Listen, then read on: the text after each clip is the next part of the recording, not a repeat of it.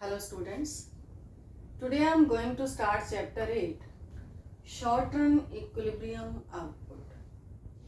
Chapter 7 में हमने study किया एग्रीगेट डिमांड के बारे में, एग्रीगेट सप्लाई के बारे में, कंजम्पशन फंक्शन और सेविंग फंक्शन। बहुत सारी चीज़ें जो हैं इस चैप्टर में रिपीट होने वाली हैं। तो शॉर्ट रन इक्विलिब्रियम आउटपुट, ये जो सारा एनालिसिस है एग्रीगेट डिमांड, एग्रीगेट सप्लाई और इक्विलिब्रियम आउटपुट का, ये दिया है जेएम केन्स ने, इकोनॉमिस्ट का नाम है।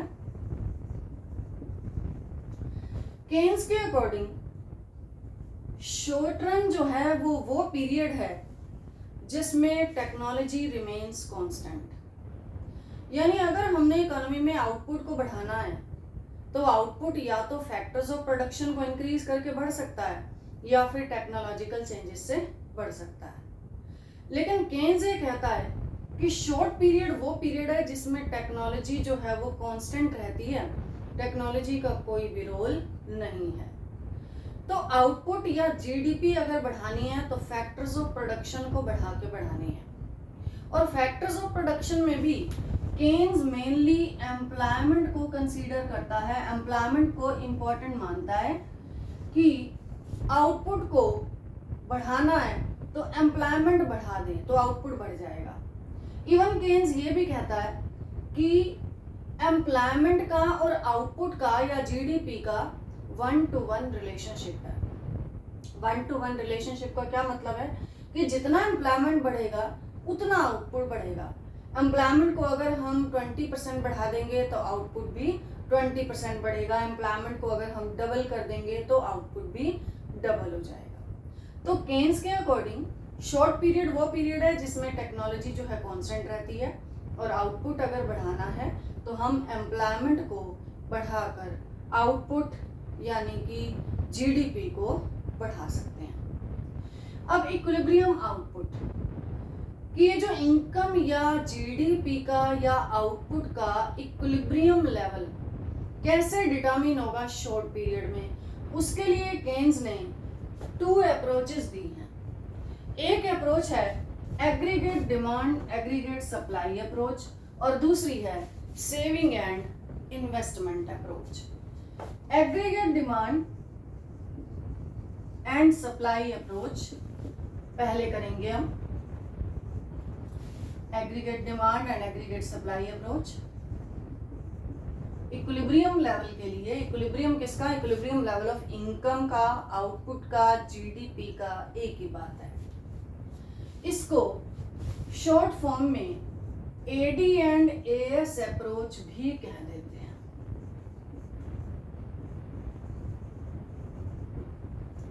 अब थोड़ा सा हम रिवाइज करेंगे। एग्रीगेट डिमांड क्या होती है? एग्रीगेट डिमांड हमने प्रीवियस चैप्टर में किया था कि ये डिजायर्ड लेवल ऑफ एक्सपेंडिचर है जो बायर्स करना चाहते हैं ड्यूरिंग एन अकाउंटिंग ईयर। यानी वो expenditure which the buyers wish to spend, which the buyers wish to do या plan to spend on goods and services during an accounting year, aggregate demand. और aggregate supply क्या चीज़ है?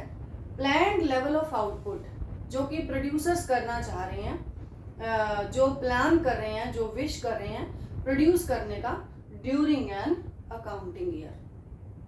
Previous chapter में भी बात हो चुकी है कि ये जो एग्रीगेट डिमांड और एग्रीगेट सप्लाई हैं ये एक्चुअल डिमांड और एक्चुअल नहीं है, बल्कि desired level of aggregate demand है और desired level of aggregate supply है। एग्रीगेट डिमांड यानी सम total of demand for all goods and services. Economy में रहने वाले लोग जितनी टोटल गुड्स और सर्विसेज पर जो एक्सपेंडिचर करने का प्लान कर रहे हैं, जो डिजायर कर रहे हैं, जो विश कर रहे हैं, उसे कहेंगे एग्रीगेट डिमांड। और एग्रीगेट सप्लाई पूरी इकोनॉमी में पूरे साल में, अच्छा ड्यूरिंग एन अकाउंटिंग ईयर है ये, पूरी इकोनॉमी में पूरे अकाउंटिंग ईयर में जो प्रोड्यूसर्स प्लान कर रहे हैं प्रोड्यूस करने का, जो गुड्स और सर्विसेज का फ्लो रहेगा ड्यूरिंग एन अकाउंटिंग ईयर, उसे कहते हैं हम एग्रीगेट सप्लाई। अब हम एग्रीगेट सप्लाई और एग्रीगेट डिमांड कर्व को एक बार फिर से रिवाइज करेंगे कि एग्रीगेट सप्लाई कर्व जो है वो कैसा बना था या एग्रीगेट डिमांड कर्व जो है वो कैसा बना था। पहले हम कर रहे हैं एग्रीगेट सप्लाई। एग्रीगेट सप्लाई और इनकम एक ही बात है, हम प्रीवियस चैप्टर में डिस्कस कर चुके हैं, तो इसलिए हम जो शेड्यूल बनाएंगे उसमें हम ले रहे हैं वाई और फिर हम ले रहे हैं एएस, रुपीज इन करोड़। क्योंकि एग्रीगेट सप्लाई और इनकम एक ही बात है, तो इनकम अगर हम 0, 50, 100, 150, 200 करोड़ इस तरीके से लेते हैं तो एग्रीगेट सप्लाई भी हमारी रहेगी सेम, एक ही बात है। जितनी इनकम है उतनी एग्रीगेट सप्लाई है। क्योंकि मैंने आपको बताया था कि प्रोडक्शन के दौरान जो वैल्यू एडिशन होता है वही वैल्यू एडिशन जो है वो इनकम जनरेशन के बराबर होता है, इसलिए आउटपुट या एग्रीगेट सप्लाई और इनकम एक ही बात है। तो हम एग्रीगेट सप्लाई कर्व अगर हम ड्रॉ करें तो इनकम को लेते हैं हम एक्स एक्सिस पर, इनकम या आउटपुट ले लीजिए या जीडीपी ले लीजिए, एक ही बात है, और इधर लेते हैं हम AS, aggregate supply. Aggregate supply curve बनेगा like this, AS is equal to Y लिखते हैं। ऐसा क्यों? ऐसा शेड्यूल के अकॉर्डिंग भी आप देख रहे हैं कि अगर y यानी इनकम 0 है तो एग्रीगेट सप्लाई 0 है, इनकम 50 होती है तो एग्रीगेट सप्लाई 50 होती है, ये 100 होती है तो ये 100 होती है। अगर इन सारे पॉइंट्स को हम ज्वाइन करेंगे तो एएस कर्व इस तरीके से बनेगा। ये हम प्रीवियस चैप्टर में बना चुके हैं। अब इसके बाद एग्रीगेट डिमांड। अब ये जो एग्रीगेट सप्लाई है मैं पहले ही बता चुकी हूँ, ये प्लान्ड लेवल ऑफ आउटपुट है जो कि प्रोड्यूसर्स प्रोड्यूस करने का प्लान कर रहे हैं ड्यूरिंग एन अकाउंटिंग ईयर। इसको एक्स एंटी एग्रीगेट सप्लाई भी कहते हैं। एक्स एंटी का मतलब ही यही है, प्लान्ड, डिजायर्ड, यानी ये डिजायर्ड लेवल ऑफ आउटपुट है। इसके लिए वर्ड यूज किया जाता है एक्स एंटी। जहां भी एक्स एंटी है तो इसका मतलब है डिजायर्ड या प्लान। तो ये एक्स एंटी एग्रीगेट सप्लाई है। इसके बाद हम करें एग्रीगेट डिमांड।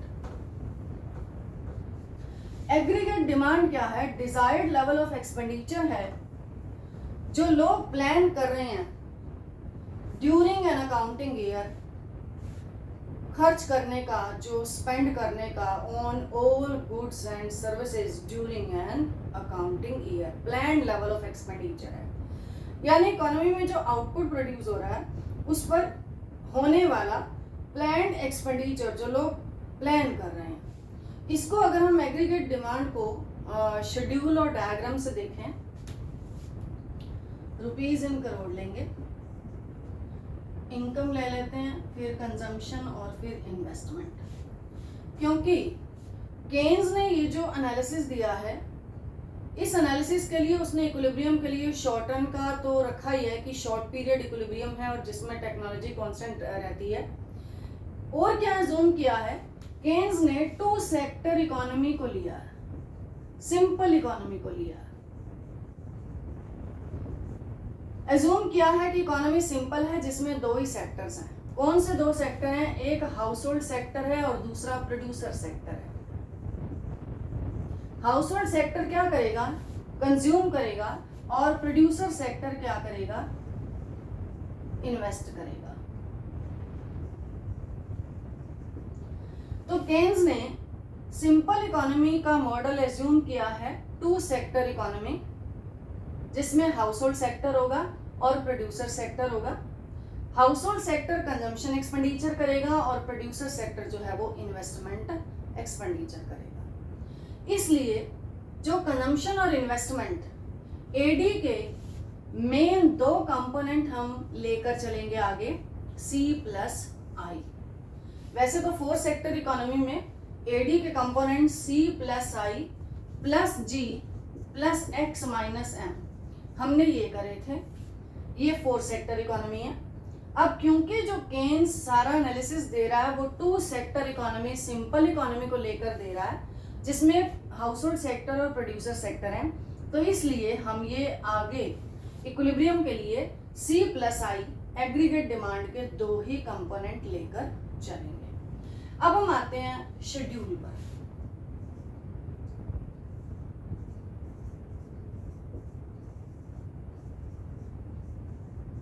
इनकम ली है मैंने 0, 20, 40, 60, 80, 100 और 120, और कंजम्पशन ले रहे हैं हम 30, 40, 50, 60, 70, 80, 90।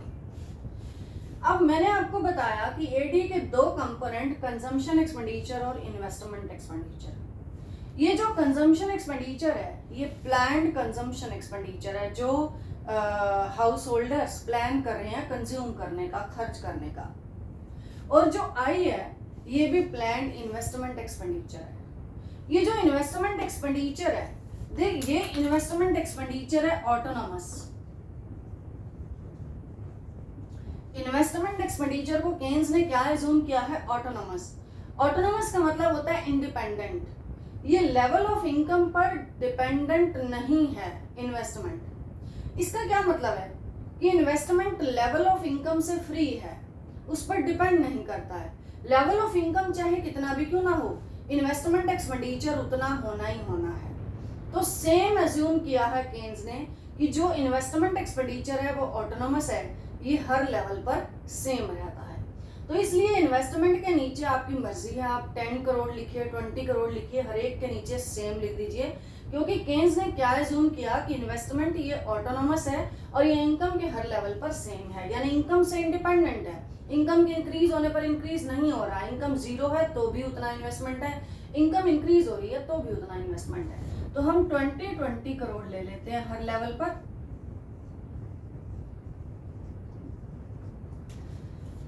अब सी और आई का डेटा लेने के बाद अगर हम एडी का लेवल फाइंड आउट करना चाहते हैं using schedule AD aggregate demand, अभी मैंने आपको बताया एडी के दो कंपोनेंट लेंगे सी और आई। सी प्लस आई करें हम तो ये बनता है 0 पर 30 प्लस 20। 0 पर कंजम्पशन 30 है, आप पहले से जानते हैं क्यों है, क्योंकि लोग सरवाइव करने के लिए अगर इनकम 0 होती है तो भी कुछ ना कुछ कंज्यूम करते हैं। फिर जैसे जैसे इनकम का लेवल बढ़ता है कंजम्पशन का लेवल बढ़ता है। तो consumption is positively related to income, हम ऑलरेडी स्टडी कर चुके हैं। सी प्लस आई, इन दोनों को प्लस करके आता है एडी यानी एग्रीगेट डिमांड। ये आ रहा है 50, 60, 70, 80, 90, 100 एंड 110। तो ये आया आपका एग्रीगेट डिमांड। अब अगर हम कंजम्पशन कर्व अलग बनाते हैं, इन्वेस्टमेंट कर्व अलग बनाते हैं, फिर इन दोनों को कंबाइन करके जो है एडी कर्व बनाते हैं, जैसा कि हमने प्रीवियस चैप्टर में भी बनाया था, तो इस तरीके से बनेगा। इनकम को ले लेते हैं हम एक्स एक्सिस पे, पहले हम कंजम्पशन कर्व बना लेते हैं। कंजम्पशन कर्व के लिए ये लाइन 45 डिग्री के एंगल पे, इनकम लाइन कह लो, लाइन ऑफ रेफरेंस, और ये कंजम्पशन कर्व सी यहां से स्टार्ट हो रहा है। देखिए कंजम्पशन यहाँ पर शेड्यूल के अकॉर्डिंग जो है वो 30 है, जिसको हम ऑटोनोमस कंजम्पशन या सी बार कह देते हैं। इसके बाद जैसे जैसे इनकम राइज हो रही है कंजम्पशन राइज हो रही है। इस लेवल पर इनकम और कंजम्पशन दोनों एक दूसरे के बराबर हैं, जिसको कि ब्रेक इवन पॉइंट कहते हैं। इसके बाद इनकम बढ़ रही है, कंजम्पशन भी बढ़ रही है, but consumption lags behind the level of income because people tend to save a part of their income. ये हम पहले कर चुके हैं। अब अगर हम इन्वेस्टमेंट कर्व की बात करें तो इन्वेस्टमेंट इनकम के हर एक लेवल पर सेम है, 20 है। तो इन्वेस्टमेंट कर्व अगर हम बनाएं, इसमें बना लेते हैं, तो ये कर्व बनेगा इस तरीके से। आई कर्व सपोज ये 20 है, तो ये पैरेलल टू एक्स एक्सिस बनेगा। इनकम का लेवल चाहे 0 है, 20 है, 30 है, 40 है, जो भी है, ऐसे पॉइंट्स आ जाएंगे, तो इनको ज्वाइन करने से इन्वेस्टमेंट कर्व बनेगा लाइक दिस।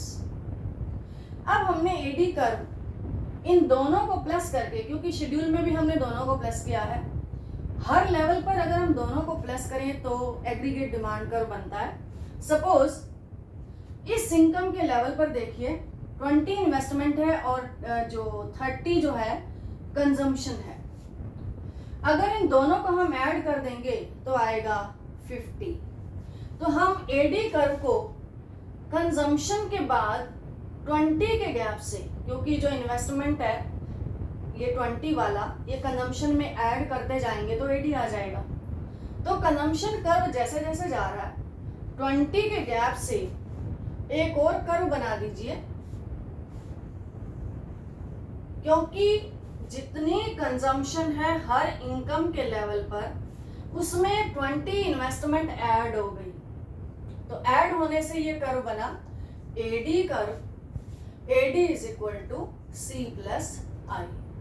तो एडी कर्व जो है वो हर इनकम के लेवल पर कंजम्पशन और इन्वेस्टमेंट का वर्टिकल समेशन है, इनका सम टोटल है। हर इनकम के लेवल पर जितनी कंजम्पशन है और जितना इन्वेस्टमेंट है इसका टोटल है। तो ये बना हमारा AD curve, aggregate demand curve. Aggregate supply curve भी कर चुके हैं हम, कंजम्पशन कर्व, इन्वेस्टमेंट कर्व और एग्रीगेट डिमांड कर्व। अब हम करने जा रहे हैं इक्विलिब्रियम। इक्विलिब्रियम अगर आपको आता है, equilibrium level of income output determine करना यूजिंग डायग्राम, तो डायग्राम तो यही सेम बनने वाला है। इसमें हम सी और आई को अलग अलग शो ना करके हम एडी कर्व बनाएंगे ए की।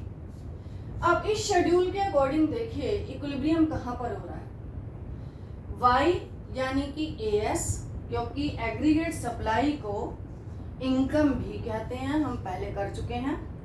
अब एएस अगर एडी के बराबर है तो इक्विलिब्रियम होता है। इसका मतलब वाई अगर एडी के बराबर है तो इक्विलिब्रियम होता है। इस शेड्यूल के अकॉर्डिंग आप देख रहे हैं वाई यानी कि एएस। अब 100 करोड़ यहाँ पर और एडी देखिए 100 करोड़ यहाँ पर, ये दोनों एक दूसरे के बराबर हैं। तो इस लेवल पर इक्विलिब्रियम हो रहा है। एडी और एएस दोनों जो है 100 करोड़ पर एक दूसरे के बराबर हो रहे हैं। बराबर होने का क्या मतलब है, इस लेवल पर ना तो एक्सेस प्रोडक्शन है, ना तो एक्सेस आउटपुट है और ना ही अनफुलफिल्ड डिमांड है। ना तो कोई आउटपुट की शॉर्टेज है और ना ही कोई आउटपुट की जो एक्सेस है। जो प्रोड्यूसर्स प्रोड्यूस करने का प्लान कर रहे हैं और जो बायर्स खरीदने का प्लान कर रहे हैं वो एग्जैक्टली एक दूसरे के बराबर हैं। यानी एग्रीगेट डिमांड और एग्रीगेट सप्लाई शेड्यूल के अकॉर्डिंग 100 करोड़ और 100 करोड़ इस लेवल पर बराबर हैं। तो ये इक्विलिब्रियम लेवल ऑफ इनकम या जीडीपी है यूजिंग शेड्यूल। इसी को ही करेंगे हम डायग्राम के थ्रू।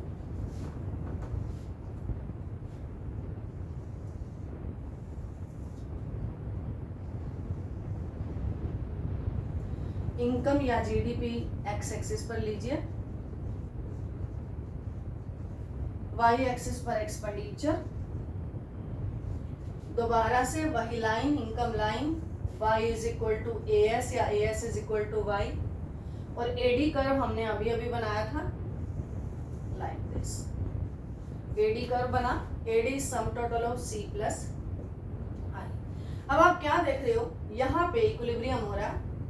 ये equilibrium level of income output 100 crore determine हुआ है इकोनॉमी में। This is equilibrium level of income GDP या आउटपुट। यहाँ पर क्या है, प्लान्ड एडी और प्लान्ड एएस दोनों एक दूसरे के इक्वल हैं। जो बायर्स प्लान कर रहे हैं खरीदने का और जो प्रोड्यूसर्स प्लान कर रहे हैं प्रोड्यूस करने का during an accounting year exactly एक दूसरे के बराबर है।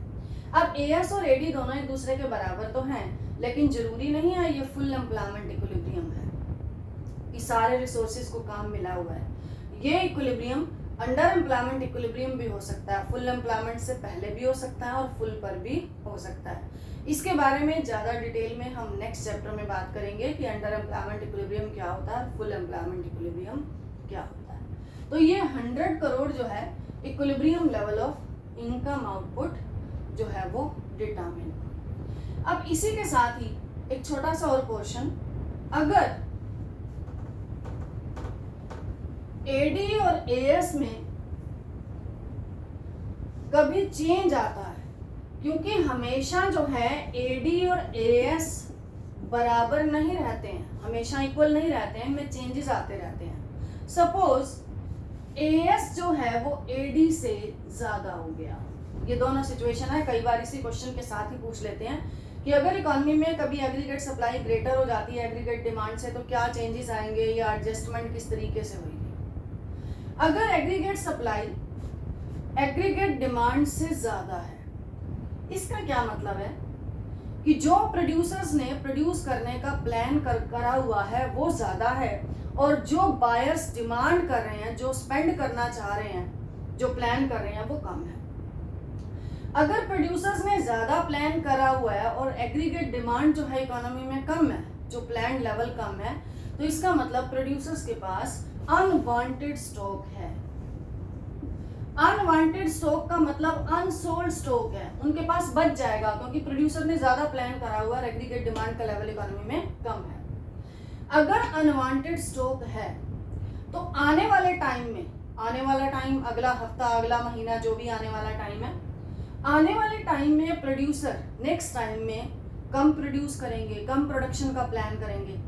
अगर वो कम प्रोड्यूस करेंगे तो एग्रीगेट सप्लाई कम होनी शुरू हो जाएगी और ये अपने आप को एडजस्ट करती रहेगी जब तक कि ये एडी के बराबर नहीं हो जाती। दोबारा से, अगर एग्रीगेट सप्लाई ज़्यादा है तो इसका मतलब प्रोड्यूसर्स ने जो प्लान करा हुआ है आउटपुट को प्रोड्यूस करने का वो ज़्यादा है, एग्रीगेट सप्लाई ज़्यादा है और एग्रीगेट डिमांड जो बायर्स प्लान कर रहे हैं वो कम है। तो प्रोड्यूसर्स के पास अनवांटेड स्टॉक रहेगा, अनसोल्ड स्टॉक रहेगा। अगर पहले से स्टॉक बचा हुआ है तो आने वाले टाइम में प्रोड्यूसर्स जो है वो कम प्लान करेंगे। कम प्लान करेंगे तो आउटपुट कम प्रोड्यूस करेंगे, आउटपुट कम प्रोड्यूस करेंगे तो एएस कम हो जाएगी, एएस कम हो जाएगी तो कम होते होते, एडजस्ट होते होते ये एडी के इक्वल हो जाएगी। अब दूसरी सिचुएशन, अगर मान लो एडी ज़्यादा हो जाती है कभी और एएस कम हो जाता है।